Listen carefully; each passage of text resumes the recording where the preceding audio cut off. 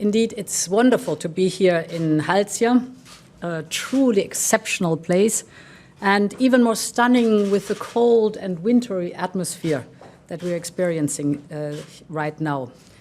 And at the same time, seeing the snow and feeling the cold, I cannot avoid thinking of our Ukrainian friends.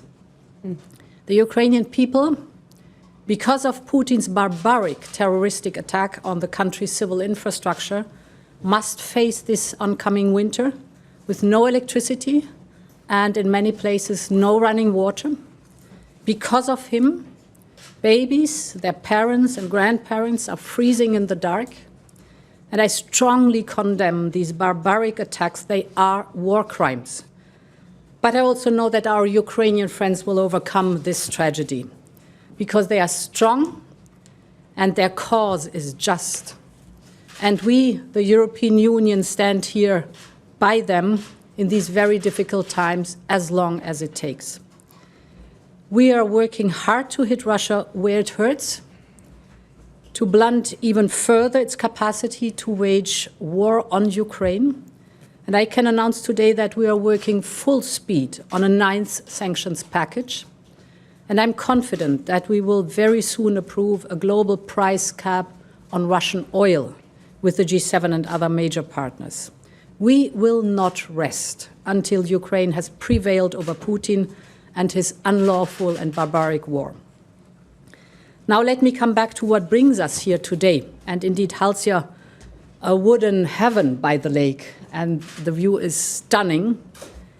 With most modern techniques, to me, it perfectly captures the spirit of your country, but also of this conference we have today. So a place where tradition and innovation is in one hand. The building sector we have been discussing today, we are discussing today, accounts for 1/3 of the EU's greenhouse gas emissions. And buildings can produce an enormous amount of waste globally. So what we are discussing here today and what we want are buildings and cities that are, instead of emitting, becoming carbon sinks and thus helping us in the fight against climate change. With the new European Bauhaus, we want to address these topics and we want to decarbonize the building sector, the building stock. We are looking for nature-based solutions, like here in Halsia, where there is obviously a plant-covered roof that soaks up carbon, soaks up sunlight and rainwater. So I'm very happy that today the country is committed to contribute to a new European Bauhaus Academy for sustainable construction.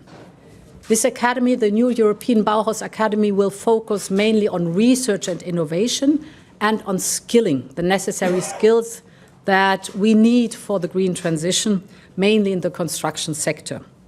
As a first step, we will offer online learning courses on bio-based materials in construction. And with Horizon Europe, we will call for bio-based material projects worth 10 million euros in this research and innovation call. I'm very grateful for this excellent conference because we know that forests are our best allies to fight climate change.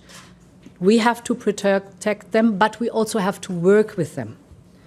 And therefore, all our efforts in implementing the European Green Deals are to find the right balance, to strike the right balance between the increased sourcing of natural products for construction, we need them, and the health of our forests.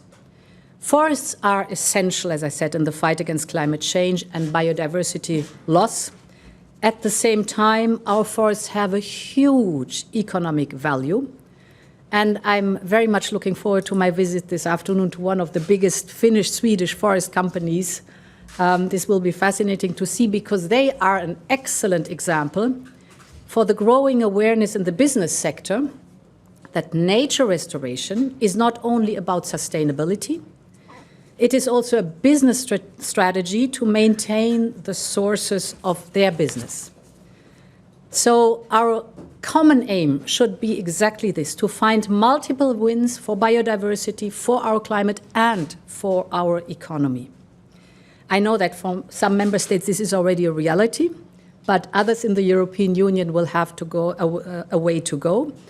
In some, we have ambitious climate goals we all agree on, but now it's time to show that we can really deliver.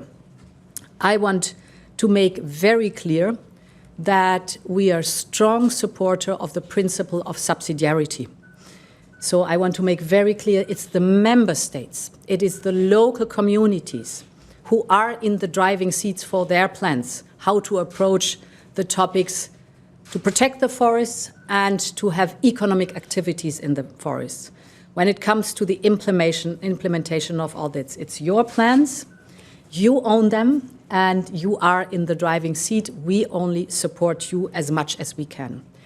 This conference today showed an impressive amount of innovative solutions and best practices, so a pioneer to move on. Many thanks for having invited me.